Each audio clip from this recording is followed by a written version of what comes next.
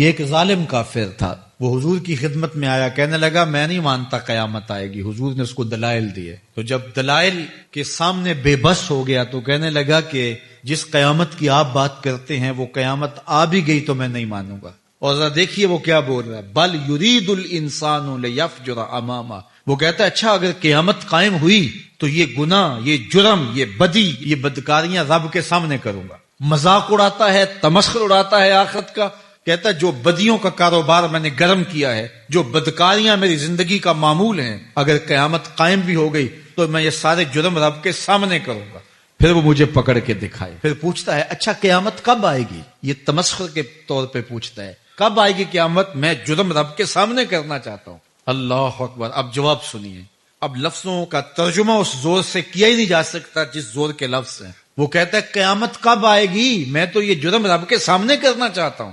آواز آئی فَإِذَا بَرِقَ الْبَصَرُ وَخَسَفَ الْقَمَرُ وَجُمِعَ الشَّمْسُ وَالْقَمَرُ، جب قیامت آئے گی تو آنکھیں چندھیا جائیں گے، چاند بے نور ہو جائے گا، سورج اور چاند اکٹھے ہو جائیں گے۔ یقول الانسان یومئذ این المفر، آج جو کہتا ہے کہاں ہے قیامت، اس دن بھاگتا پھرے گا، کوئی پناہ گاہ ہو بتاؤ، کوئی ہے ٹھکانہ چھپنے کا؟ کلا لا وزر، آواز آئے گی کوئی ٹھکانہ نہیں ہے۔ الی ربک یومئذ المستقر، اگر ٹھکانہ ہے تو صرف رب کے پاس ہے، انہیں ٹھکانہ ملے گا جو رب کے بندے ہیں اور اس کی دہلیز پہ آنے والے ہیں۔ اللہ تعالیٰ اس دن بتا دے گا جو آگے بھیجا اور وہ بھی بتا دے گا جو پیچھے چھوڑا، ایک ایک چیز تشت ازبام ہو جائے گی۔ اللہ فرماتا سارے راز کھل جائیں گے، جو بند کمروں میں جرم کیے داد عیش دیتا رہا وہ بھی کھل جائیں گے، اور پھر کوئی طاقت نہیں ہوگی جو اس کو بے نقاب ہونے سے بچا سکے۔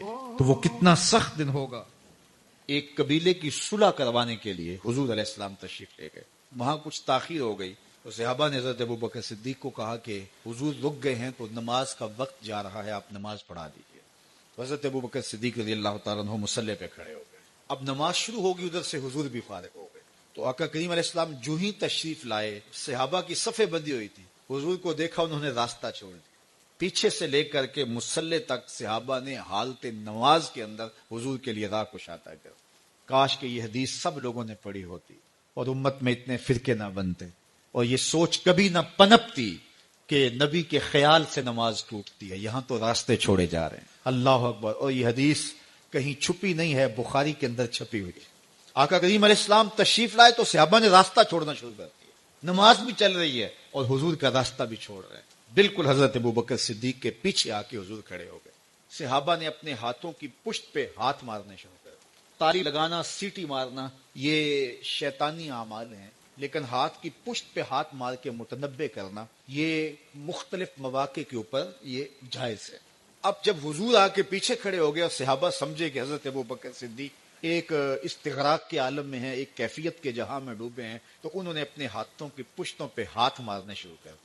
تو حضرت صدیق اکبر سمجھ گئے کوئی غیر معمولی واقعہ ہو گیا، دیکھا پیچھے حضور کھڑے تھے، تو حضرت صدیق اکبر مصلی سے سرک کے پیچھے آنے لگے، تو آقا کریم نے اشارہ کیا رکو، نماز پڑھاؤ۔ سیدنا صدیق اکبر اس کے باوجود پیچھے آ گئے، اور پھر حضور خیر مصلی پہ گئے، نماز ہوئی، سلام پھرا، تو حضرت ابوبکر صدیق رضی اللہ تعالیٰ عنہ کو حضور نے کہا ابوبکر جب میں نے کہا تھا تم رکے رہو تو تم کیوں پیچھے آئے؟ تو سنو حضرت ابوبکر نے کیا جواب دیا۔ عرض کرنے لگے حضور ابو قحافہ کے بیٹے کی جرت کب ہوئی کہ رسول اللہ کے آگے کھڑا ہو کے نماز پڑھائے؟ تو ادب پہلا کرینہ ہے محبت کے کرینوں میں۔ ایک نوجوان تھا، کپڑے کی دکان پہ کام کرتا تھا بڑا خوبصورت۔ ایک خاتون آئی تو اس کو دیکھا تو فریفتہ ہو گئی، دل ہار بیٹھے۔ اس نے ضرورت سے زیادہ کپڑا خرید لیا اور گٹھڑی باندھ کر کے اس نے مالک کے دکان سے کہا کہ میرا سامان زیادہ بوجھل ہو گیا ہے، اگر اس لڑکے کو میرے ساتھ بھیج دو تو یہ میرے گھر چھوڑ آئے۔ مالک دکان اس کی نیت سے آگاہ نہ ہو سکا اور اس نوجوان کو ساتھ بھیج دیا۔ یہ اس کو اپنے گھر لے گئی، جب وہ داخل ہو گیا تو دروازہ بند کر دیا اور حیا سوز لباس بھی اتار پھینکا اور اسے دعوت گناہ دینے لگی۔ لیکن یہ اللہ کا بندہ نوجوان صرف حسین ہی نہیں تھا، اللہ کا ولی بھی تھا۔ ہمیشہ اس نے اپنی جوانی کے تقدس پہ پہرا دیا۔ وہ جوان نہیں ہے جو اپنی جوانی کو گلیوں میں رول دے، جوان وہ ہے جو اپنے شباب کو اپنی منزل تک پہنچائے۔ اس نوجوان نے اس کو کہا کہ بیوی میں تیری خواہش پوری نہیں کر سکتا، میں مجبور ہوں، لیکن اس نے جذبات کو آگ لگا دینے والا ہر جتن کیا، ہر ہیلا آزمایا، नौजवान ने समझा कि कहीं ऐसा ना हो कि मेरी जवानी का तकद्दुस पामाल हो जाए और मेरे पल्ले कुछ भी न रहे। तो उसको एक तरीका सूझा, तो उसने कहा कि तुम रुको, मैं जरा वॉशरूम से आऊं। तो वो बाथरूम में अंदर गया, पाखाना करके अपने जिस्म पे मल लिया, और इसी हालत में जब बाहर आया तो उस औरत का सारा नशा उतर गया। उसने दरवाजा खोल दिया, कहा तू तो कोई पागल शख्स है।